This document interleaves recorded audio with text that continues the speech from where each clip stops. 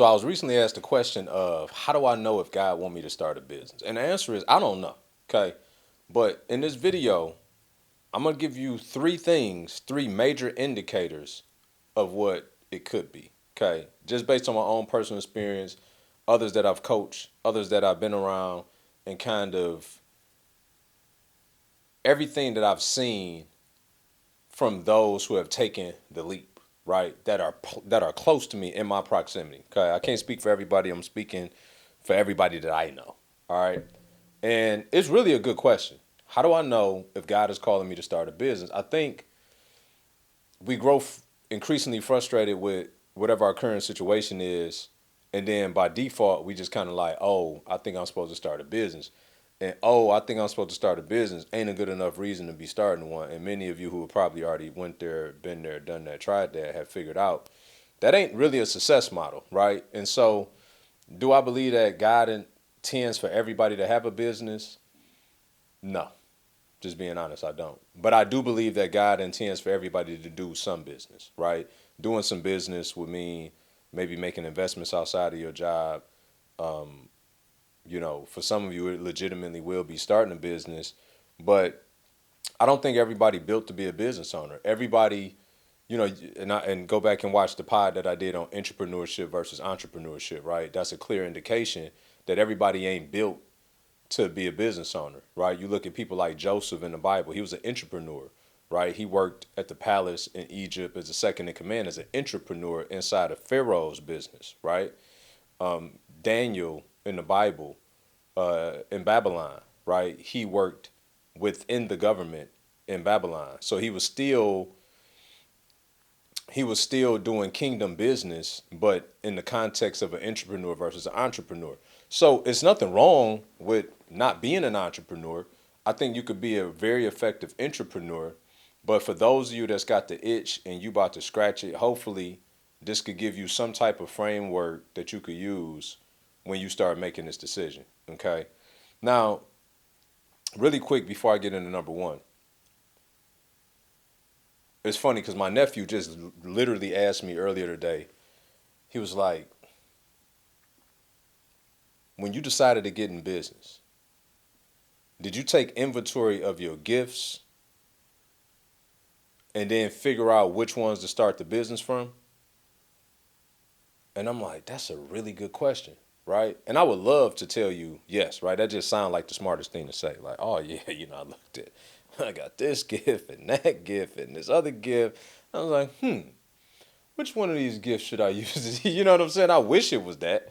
But the truth is, I I didn't even have the language back then to talk gifts, right? Um, I won't use real estate as an example because I think that that's more of a traditional method of business, right? It requires an investment, all the rest of it. But I'm talking about when I started creating money out of thin air, right? When I started doing like coaching people as coaching and consulting as a business almost 8 years ago. I wish I had that language back then to understand what my gifting, calling, all of that was. The truth is, I just started it from skill, right? So I was looking at, okay, at that time, I had been investing in real estate for probably 12, 13 years. And I'm like, I've acquired a certain skill that people ask me for help on.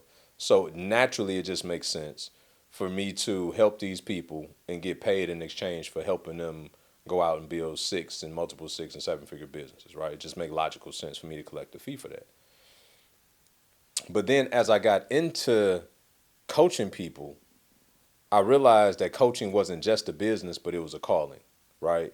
Coaching wasn't a business, it was a calling. So then that forced me to then start looking more inwardly at what are my gifts. God gave me a gift of communication. He gave me a gift to teach. He gave me a gift for exhortation.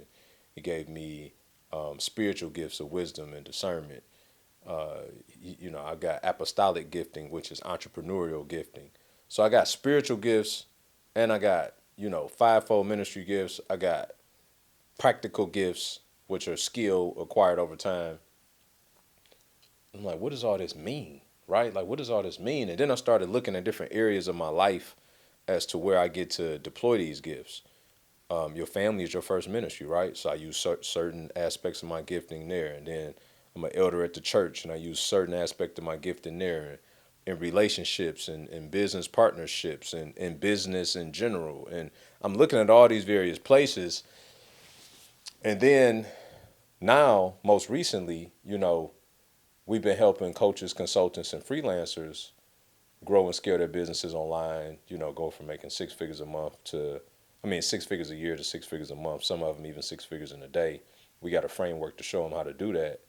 But it's beyond the money, though. It's really about helping people become the person that God has called them to become so that they can do more and have more, right? We become more, we do more, we have more. In the parable of the talents, you know, in that story where the master left and he left his servants all with bags of money, right? Talents. To one he left 5, to one he left 2, to one he left 1. And there's a lot of nuance to that story. It's one of the most phenomenal depictions in the scripture to me that shows what God expectation is from us in terms of getting an ROI on his investment, right? He gave us all something. He expects us all to get a return on that investment. And that's what the parable is about. But the thing that I want to talk about today about the parable is the text said that he blessed each of them according to their ability. According to their ability. According to their ability. Why did I say that 3 times? Because if you waiting on God to bless you and you want more, understand that he's blessing you based on or according to your ability. So what does that mean? That means that if I want more, I have to become more. My ability has to increase. My capacity has to increase. So then if I become more, I can do more because now I'm not doing harder, I'm doing higher. I'm not working on harder, I'm working on higher. Why? Because I got higher capacity. So if I become more and I do more at a higher level, then I can have more at a higher level, right? So it's be, do, have. And you're going to hear me say that over and over and over again in all type of iterations if you follow this pod. Why? Because I want to remind you that anytime you get this urge of wanting more, just think of who you need to become. You need to become more. So that's what I love about this new season in coaching coaches, consultants, business owners, freelancers on how to become more so that they can offer more in the market, boost their sales online, and essentially raise up more hit makers, essentially, right? Like if you can go out and show people how to do what you do, there's no better like value to add to the marketplace than that. Why? Because rather than me catch the fish for you and then hand you the rod to take a picture, I'm actually teaching you how to go fish the same way I know how to go fish. So that means you can go and fish for yours, and then you could teach yours how to go fish for themselves, and then that's how we build generational wealth, right? So anyway, I digress. The first part was for free. I want to give you 3 key takeaways as to how you can figure out if God is calling you to start a business. Number 1, asking yourself, do you have the desire? Now, as a cheat code, Psalms 37:4 says, take delight in the Lord and he'll give you the desires of your heart. What does that mean? That means that as we take delight in the Lord, as we seek him, as we sup with him, as we spend time with him, as we're in prayer with him, as we're in relationship with him, it says that he'll give you the desires of your heart. But it doesn't mean that he'll give you everything you want. He'll give you everything to want. Why? Because as you yield to him, think about it. As a father to a 22-year-old daughter who's soon to get married, depending on when this comes out, she may be already. And although she got her own lot in life and she got her own aspirations, desires, all the rest of it, as her parent, if I see certain gifts and talents and things in her, then of course I'm going to offer up and recommend that it may make sense for her to do some of those things, right? So if God created us for a very specific purpose, and as a matter of fact, for his purpose, and he gifted us in such a way to be able to fulfill his purpose as to why he put us here, then don't you think it'd probably be important to talk to him about what that is? Like God, as I take delight in you and you give me the desires of your heart, then if I start desiring the things that you desire for me, guess what I'm going to be in life? Very successful. Because I'm working on what he designed me to work on. So that's number 1. So do I have a desire? And is it my desire, or have I talked to God about this desire that I'm feeling to get some type of confirmation from him that he also believes it's a good idea for me? Okay. So that's the number 1. Okay. Do you have the desire? Number two is what motives are behind it. This is extremely important. Why? Because we do stuff for the wrong reasons.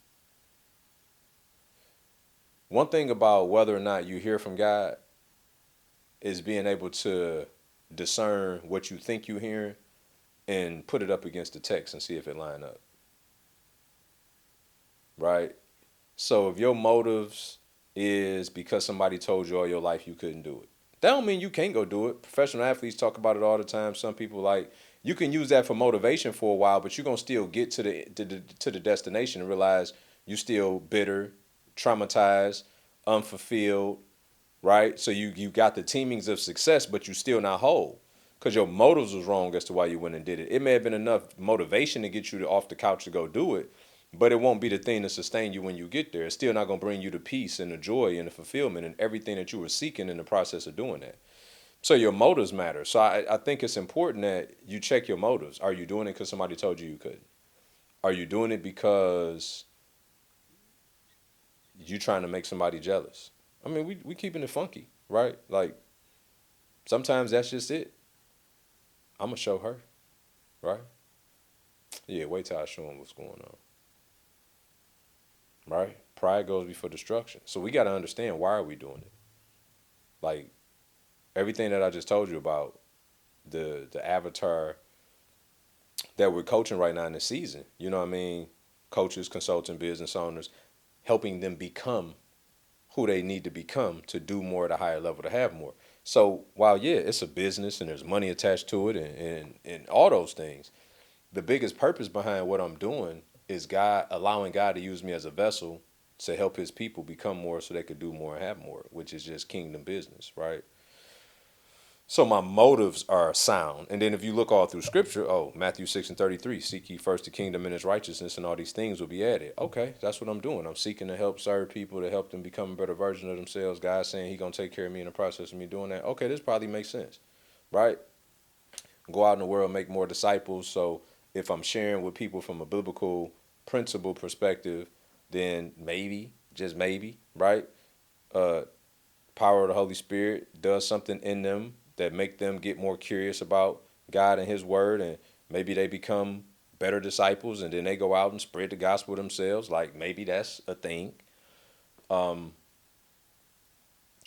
so just considering all of that as you start thinking through what's my motives behind doing what I'm doing. And for some of y'all, you might be like, well, I just want to make some money. That's cool. Uh, Man don't work, he don't eat. So clearly God thinks that it's important for us to go out and produce, right? Man don't work, he don't eat. All hard work brings a profit, but mere talk leads to poverty. So there's text and context in the text that's telling us like, yeah, you're supposed to go work. We got to figure out a way to make some money. I would just caution you that if money seems to be the only motivator, that you just spend some time talking to God about that, right? Because I'm going to tell you, I done made a lot of money. Them first couple million I made, didn't never think that I could be that rich and miserable at the same time, right? So it ain't just about making money. It's how you make it, it's why you making it, and all the above, okay? And then last but not least, number three, does it align with your morals and values? Does it align with your morals and values? So I I get approached about a lot of different business stuff, right? Cannabis space, you know, in a previous life, at one point, I thought me and one of my homeboys would open up a strip club at some point. I don't think that one would have been from the Lord, just so y'all know. I'm giving y'all some wild examples just to when I say, does it align with your morals and values, okay? Uh, Dang. It's wild when you look back sometimes and just think about how far he brought you. It's really a trip to think how clearly you thought about other things as if there was nothing wrong with what you were thinking about. Anybody else know what I'm talking about? Like it's wild when you really sit down and sit with your thoughts sometimes, but by his grace. But those are things that you need to look at. Like Does it align with your morals and values? Does it align with what something that God?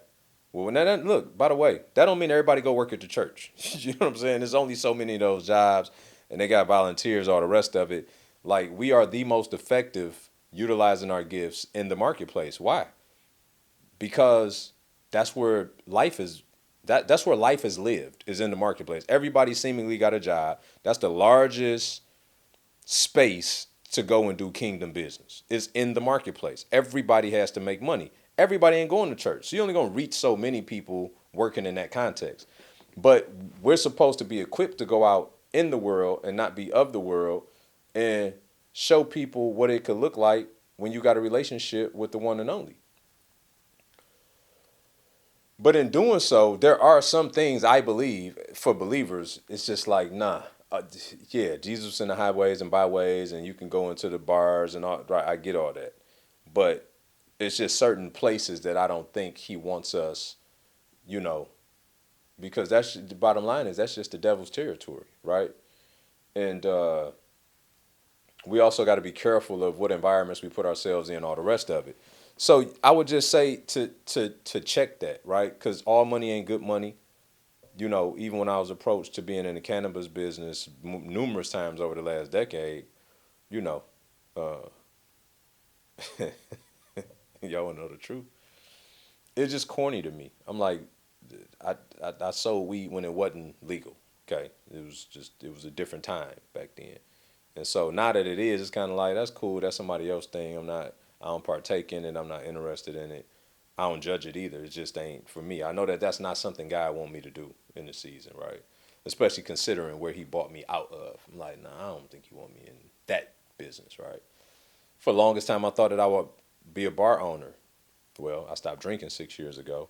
I'm still conflicted about that a bit, just because I think that a cigar lounge could still be in um, in the cards at some point, and we probably will have a bar there. So I'm not totally ruling that one out, but it's a different play to that, right? We have a cigar company, by the way, named Crossfire Cigars. You can go to www.crossfirecigars.com to check it out. But part of our proceeds go back to a mission in the Dominican Republic, which is where the company is founded. Phenomenal Dominican sticks, right? But also attached to a purpose. There's some ministry down there. They put in healthcare facilities, hospitals, uh, schools, planting churches, the whole nine. And some of y'all may even be like, yeah, but you talk about a cigar company. Yeah, but God's grace is on it. We had peace when we made the investment. Like we clear about what this is, okay? And that's what I mean. You got to discern that for you. It's just certain landmarks that I know, like I'm sure God don't want me attached to that. And so just because you got a money making opportunity, you really have to still consider, is this something that I believe God wants me to involve myself with? And if so, do it. Unequivocally, unashamedly, like don't let nobody talk you, right? Whatever it is. Maybe he telling you to go into the cannabis space. I don't know, right? But maybe. He has a very interesting way of getting his work done. And so I'd be the last one to tell you what to do and what not to do. But I will tell you to do is talk to him about it, right? Anything that seemed like it could be off. And so just to recap, right?